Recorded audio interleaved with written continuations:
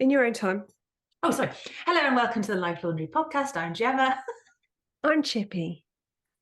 I forgot what I was doing. Well, I've discombobulated Gemma by she's a strict woman of I don't like spontaneity. organisation. I don't know if anyone knows this about Gemma. She's scheduled to within an inch of her life. I don't like being spontaneous, and Chippy's just pounced on me with spontaneity. Because I'm having a day. And I thought, if I say to Gemma I can't record today, she'll be fine. She'll be like, that's fine. But I want to get this done. So here we are. What was that? Just drop me lip gloss. I feel like I should be painting my nails for this, but I think that ship has sailed. You have tea? Do you have tea to spill? I have tea to spill. It's more like drama to fill. Okay. You might remember, Gemma, from last week, the incident with the police stopping me about my insurance. Oh, yes. All of that. And I remembered the last time I'd claimed on my insurance. The last time I'd claimed on my car insurance was when I was 22. I'm 39 now. When I was 22 and living in London, someone broke into my car. I hope none of the laundrettes have a little crime sideline, because this might give them ideas. But one way to break into an old car, if you're tough, is to put your knee against the door under the window, and then you just bend it round. Hold on. Your knee under the door, next to the window. Under the window, in the middle of the door, under the window. Oh, how are you getting your fingers in? Where there's a rim where the door goes to the car, you could put your fingers in there, and then you just bend it off. Now, obviously, what are we? What, the Hulk? That's how they used to get into my car. Anyway, they used to get into my car. They'd steal my fucking CDs, Gemma. Oh, because that's how good my collection was. Anyway, that's the last time I claimed on my insurance. Yeah. Then I get stopped by the police for driving with no insurance, and we all said better this way than with a crash. Yeah. Guess what happened yesterday, Gemma? I had a crash. What the fuck? I crashed my car. Where? Are you okay? We're fine. We were turning. There's a road. We were in the car with the kids? I was in a car with Joe and one of my children, my eldest. Because I've been driving all day, I have one of those mum days where you're literally like, I'm dropping you off there. I'm picking you up there. I'm dropping you off there. I need a pee. No one cares. That hasn't been factored into your schedule. And so for a change of scene, I went back a different route. And I was turning off this road. That's quite a busy road. Yeah. It's turning right. Some guy, very nice man, thought I was turning left. I was indicating right. So went to overtake me as I turned. Why couldn't he have just waited?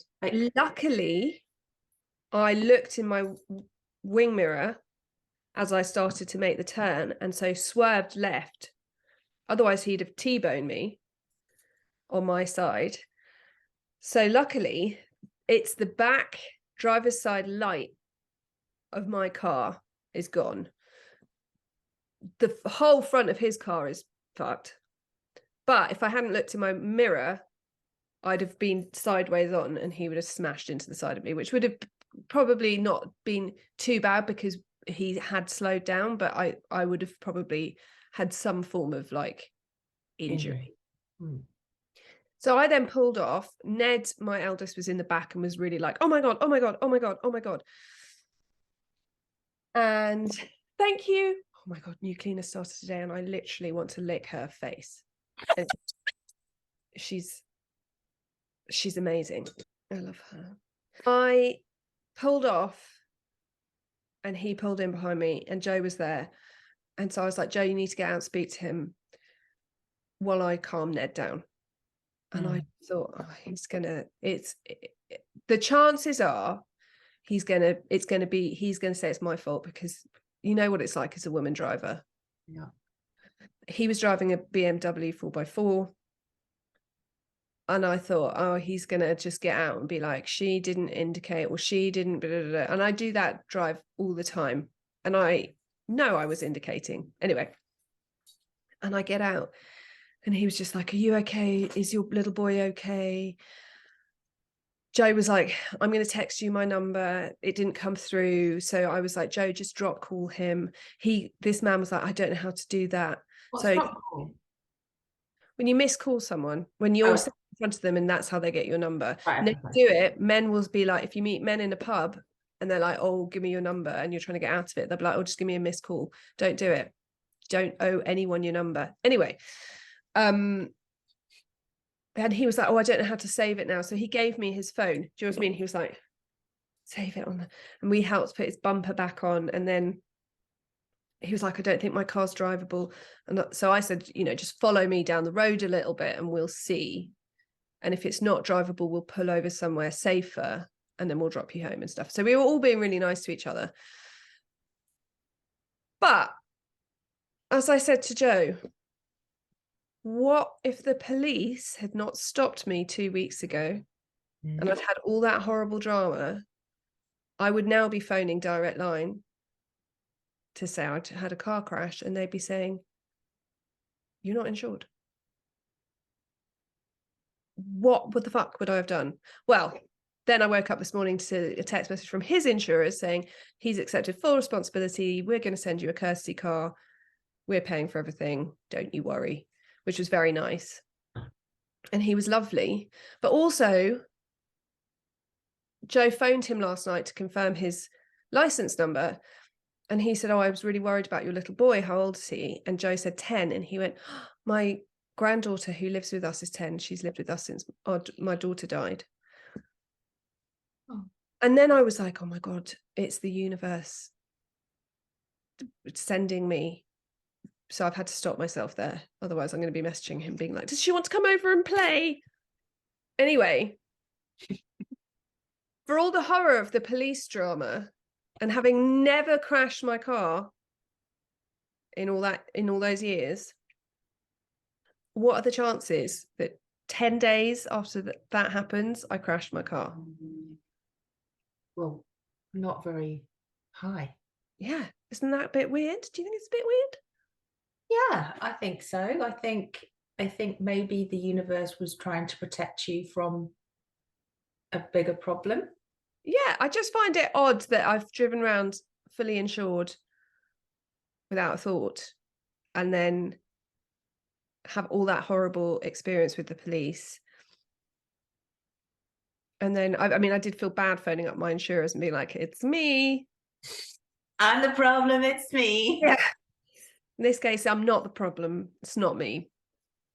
But also, I was just like, how nice that he was worried about us. We were worried about him. We followed him home to make sure that he got home okay because his car was in a lot worse nick than ours. And his wheels were slightly out. So, that thing of like, so I just wanted to make sure he got home okay. But yeah, that's my drama. But it also means that now the courtesy car isn't getting here till tomorrow. I can't drive my car in the dark. My kid's got a school play tonight. Oh. So I've got to try and organise how to get him there, get him back. I'm doing a fair with my stationery stuff tonight. So I've got to get all my stock there before dark and then just carry it down the hill. I've got an update. Oh. My solar lights are shit.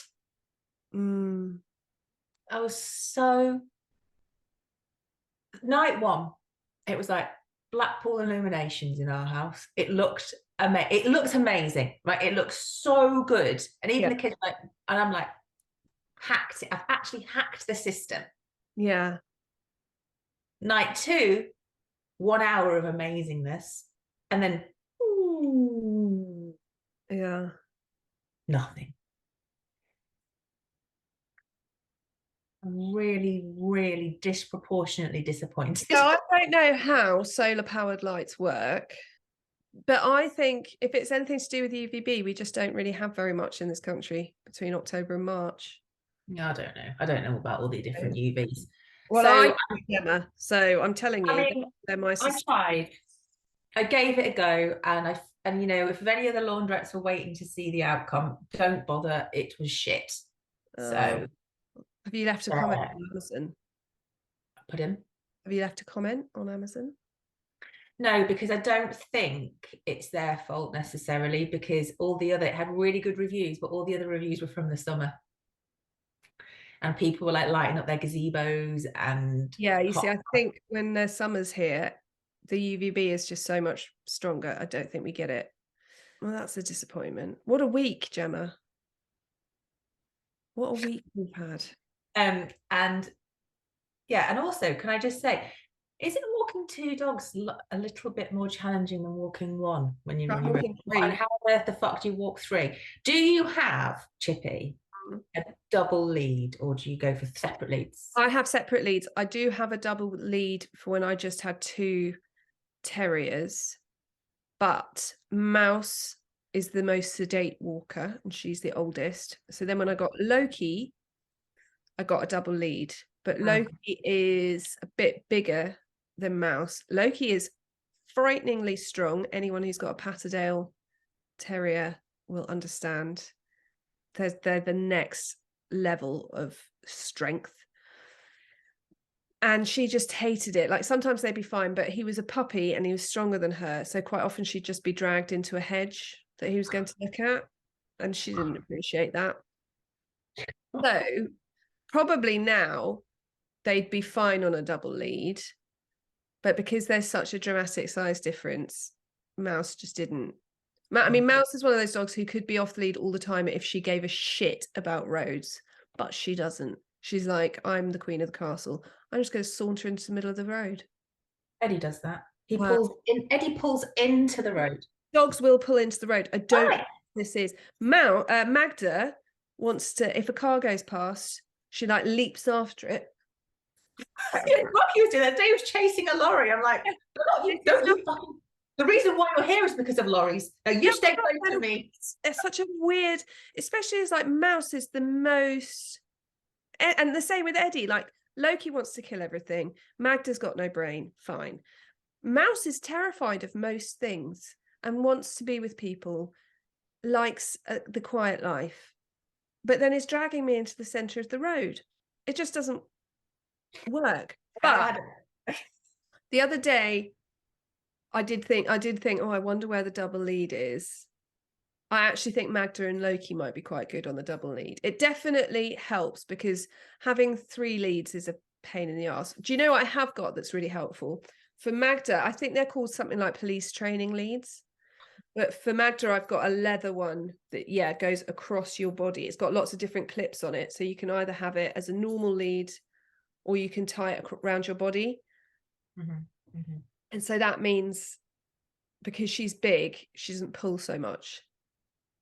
Yeah, okay. I might get a double. Let's see what I can get hold of. Yeah, because you can just get, the one I've got isn't fancy. It's literally just a nylon thing with 2 clips at the end and a D-ring in the middle. So it's not expensive. And if you don't like it, then you could still have your 2 separate leads. It doesn't, do you know what I mean? It's not like buying a whole fancy I see thing. Okay. You just slip your normal lead onto the D-ring of the, but I think yours would be fine because Eddie is bigger currently and stronger, but he's sedate. Rocky's not going to be able to pull him into a bush. I've got 2 tales that I have to tell. The first one is quite sad. So on Sunday, we had the local light switch on and Tom was helping at the event. And so we all went along and it was just raining and it was miserable and it was horrible. And we have a cat cafe in our nearest town. Right? Yeah. It's the most bizarre thing, right? When I first started. Anyway, we walked past the cat cafe and we took Rocky and Eddie because we thought it'd be nice just to take them along, and they were both really well behaved. And I just take dogs into the cat cafe. No, to the event. Oh, okay. Yeah, so we had to walk past the cat cafe, and it's like big window so you can see in, and it's just fascinating. Anyway, me and Ben just came to a sudden standstill, and I'm like, "That's Milo." Wasn't. Spoiler alert, it wasn't Milo. But Ben thought exactly the same thing. We both just went. So weird. I had that literally, maybe I told the laundrettes about it, about 6 months ago, driving to school, and I drove past where there's a stables, and my horse, who I last saw dead when I was 15, was leaning over the gate into the road. And I literally did an emergency stop because I was like, I had that certainty that it was him. Yeah, well, I'm getting emotional now thinking about it. I'm like, that's Milo. Could anyone else see it? And Mike's like, yeah, that cat, it looks like Milo. So I had this thing and I'm like, did the vet actually check his microchip? I mean, I know Milo is dead. I rationally know he's dead. I'm pretty but no one has categorically proven. Categorically. We've all just assumed, or have we? Or did the vet just check? Have we just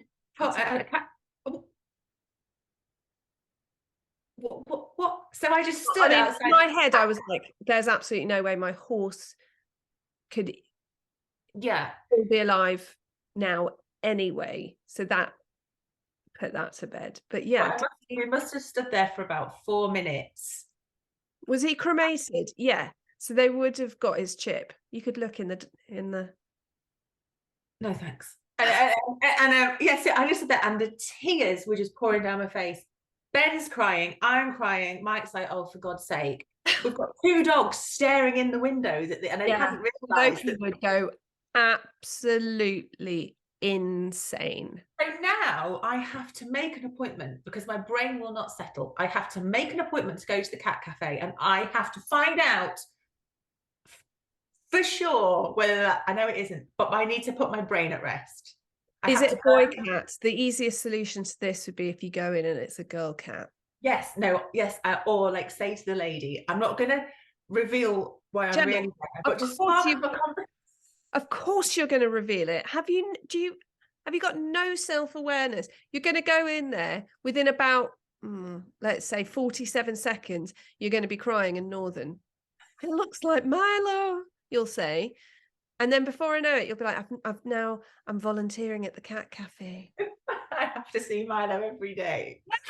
Anyways, that's the sad story. And then the other story. So the same night we went, they had like a little fair thing, and it was pissing down with rain. It was just bloody miserable. Ben wanted to go on one of the rides, which was the most popular ride at the fair. Of course. Bloody kid. And Johnny had just been on the waltzers with him, and Johnny was like, if I go on another ride, I will throw up. Mike can't go on rides like that because he comes off dizzy. So it was like down to me. Yeah. So we queue up, me and Ben. And as the as to shine. It was in many ways, because there was 2 entrances, right? And a big crowd and a lot of teenagers at night, right? So me and Ben are at the front, they opened 2 entrances, and there was just this big surge. Ben stacked it, fell over the step, and almost got trampled. Right, so as I'm picking him up, bear in mind we must have been queuing for about 20 minutes to go on this ride. All the seats were taken. No. Well. Oh, she's not having that. I actually heard Mike, because Mike was stood behind the barrier, go, oh God. I'm just spinning around. I've got a little boy here. So the guy, but it wasn't just me. There was a lady who was also with her family. She started it first, right? So she goes, excuse me, we've tried to get on this ride 3 times, and every single time there's a surge of teenagers and we just don't get a seat. And I'm like, it's my in. So I'm like, yeah, and me and my little boy, who's only 7, he just got almost trampled, and that's dangerous, isn't it? Health and safety. I didn't quite say that, and I'm like, it's not. Look, he's crying. Ben's not crying, and I'm like, bang, you're crying, aren't you, Ben? He's crying. Poke him in the eye. Fine, like that, and because I was like, I'm not queuing again. I'm getting on this ride. Anyway, the guy goes, oh, I'm really sorry. That's really bad. Why don't you come over here to the little hut thing, and then when it finishes you can get on the next one. I was happy with that. That was fine. I was like, thank you very much. So we went to the little hut thing, and we were waiting diligently, but this wasn't enough for the lady who'd started the thing. Oh no, She then started to go into health and safety, this, that, and the other, shouting, blah, I will get your license removed. I know so-and-so at the council, this, that. It was going off. Meanwhile, everyone sat on the ride is just getting piss wet through because it's raining. And there's people going, hello, and we're getting wet. Like, you're like, I'm retracting. I'm not with her.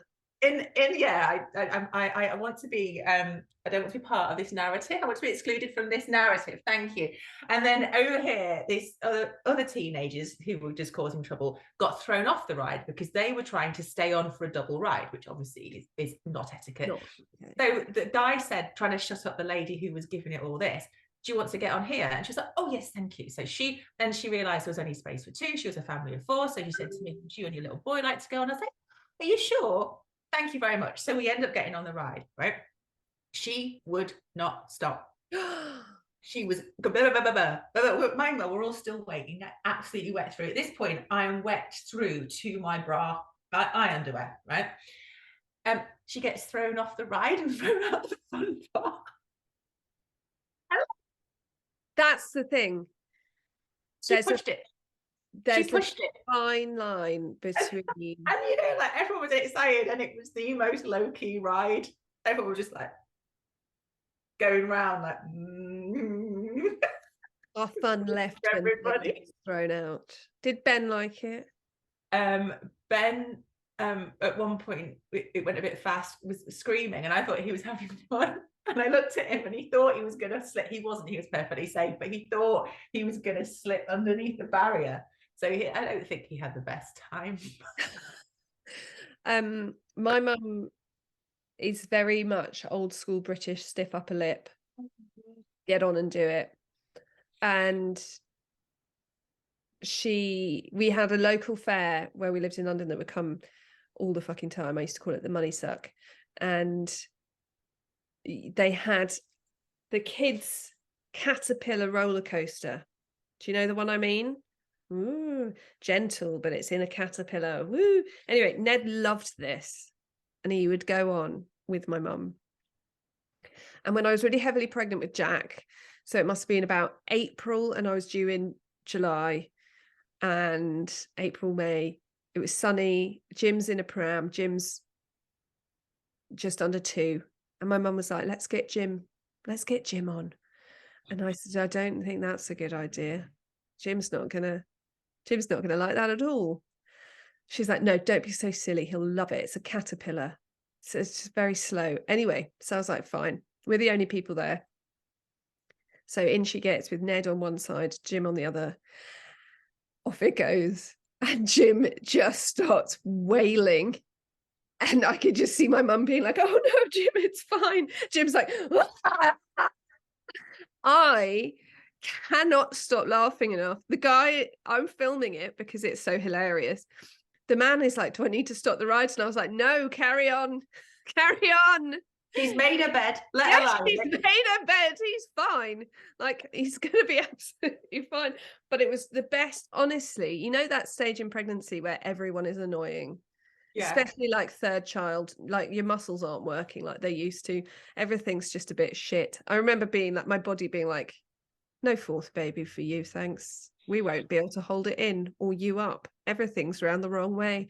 And it was like the best 2 minutes. Just like, you know how normally it's the opposite. You're like, oh no, he's not going to take that well. And then they're like angelic. Yeah. And you're like an idiot. Oh no, he doesn't like this. Oh, but he was loving it. This was like, don't do it, he'll wail. And then just the fairground was just filled with Jim. He doesn't hold back. He's not a shy child.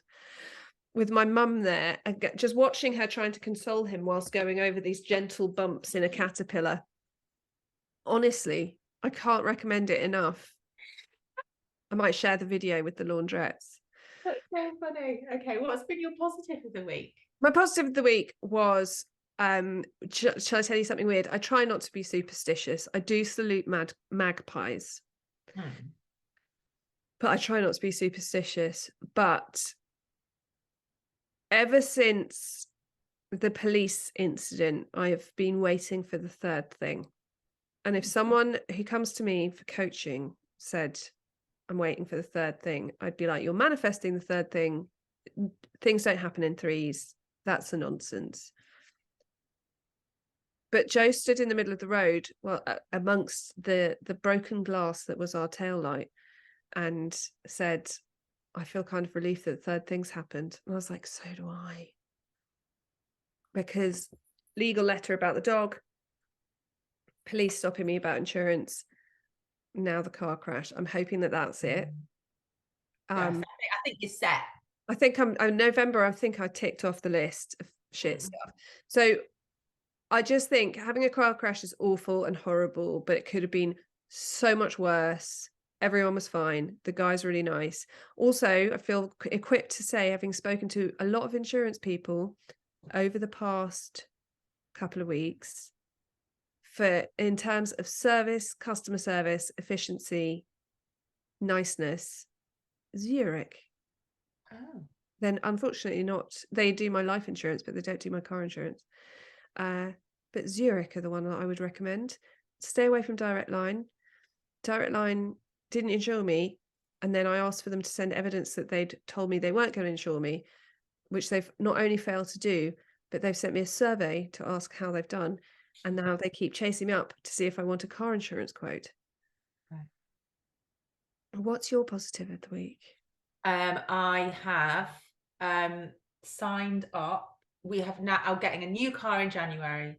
It is electric, hybridy. It's not fully electric. And it will take me out of driving a car that everyone hates. The car that everybody loves to hate, I will no longer be driving, and I'm quite excited about. And are you doing this? I find this confusing. So you speak to a car person, a garage? Who do you speak to? And you say, I want a hybrid.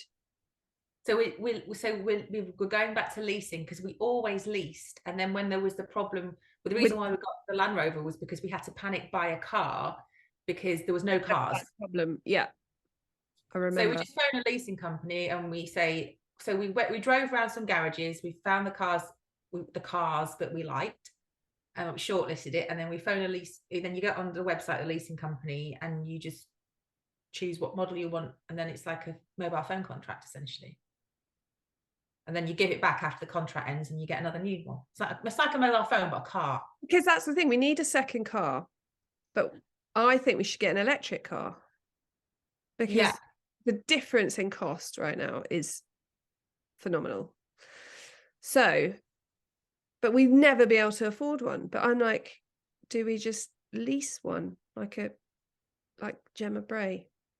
Yeah, we would have gone full electric, but it's our only car, and I just still feel a little. Well, no, but or a hybrid. Psychological block about having a. No, but do you know what I mean? Like a hybrid or a. Yeah. But then it's got to be automatic. So ours is automatic. Yeah. Oh yeah. Really car sick in automatics. That's true. But yes, I'm quite excited about that. That's my. Yeah, that's exciting. Is that January? Yeah. What car did you go for, Gemma? It's. Okay, it's black. Right. It's I called a Hyundai. Yeah. Santa Fe. Oh, my friend's got one of those. Don't tell me she doesn't like it. No, she loves it. Does she? Yeah, she's got 4 kids. Fits all the kids in. Yeah, it's got 7 seats. Yeah. So yeah, there we go. Oh, well, that's good. And I'm going to sell the Land Rover and keep the money, because Tom and Mike's son, and that sounds awful that I don't quite, but he doesn't like social media or anything like that, so we respect his privacy. So Tom and Mike's son, we're going to use the money to buy them their first car, because they're both 17 next year. I know. Their first car and the insurance, which is thousands and thousands and thousands. That's ridiculous, isn't it? Tom was like, I'll just have this, I'll have the Land Rover. I was like, no. You're getting a Fiesta, babe. Yeah. Like, I won't be able to fit in a Fiesta. I was like, oh, we'll cut a hole in the roof. Yeah, let's try. Like, have you even learned to drive if it's not in a Ford Fiesta? Yeah, Ford Fiesta or a Golf, apparently. That's what Mike said. Yeah, I loved my Golf. I loved my Golf. Tom's like, I want a Capri, please, an old retro car. I'm like, no. We don't choose. I had a white Nissan Micra when I first passed. I've got a theory about Nissan Micras. Oh. I'm sorry to anyone I'm about to insult, but also I am true. I am right. So Okay. sorry to an extent. If I drive behind a Nissan Micra, or if I see one on the road, I immediately change the way I drive, because people who drive Nissan Micras are terrible drivers. Well, when I got my Nissan Micra and I rocked up to my sixth form, this one girl went, "Yeah, that car suits you." Like, I would have run her over. I'm not sure if this is a compliment or not. I mean, and the thing is, I was gutted because all of my friends had Golfs or Fiestas, right? And my dad basically was renting a fish and chip shop, and he was renting out like a shop, and he got the car in exchange for 1 month, like instead of 1 month's rent. So I literally had no choice. It just arrived. I just had my mum's Peugeot 306, which was great because it had a powerful engine, which backfired, because then when that got written off because it was so old they couldn't repair it. It done 245,000 miles. My dad, unbeknownst to me, had been timing how long it took for me to get from uni in Nottingham to my house, and then when he got me a replacement car, which is very nice of him, got me a Peugeot 206, which could barely go up a hill. And I was like, thanks for that. Thanks for that. There's no power in this car. But it is Nissan Micras. If you look at them, they're always dinked. They've got bumps in them everywhere. They usually, if you overtake them, there's a terrified person behind the wheel. So that's my theory. Everyone has biases in life, and I try very hard to remove mine or acknowledge mine. But this is one I don't care about. It's factually accurate. And if you drive a Nissan Micra and you're right now listening and you're like, "Oh, it's so rude, it's not me." Next time you get on the road, just have a little think about whether it is you. And it's the woman who's just had a car crash. Yeah, we'll speak to you all next week. Say goodbye, Chippy. Bye.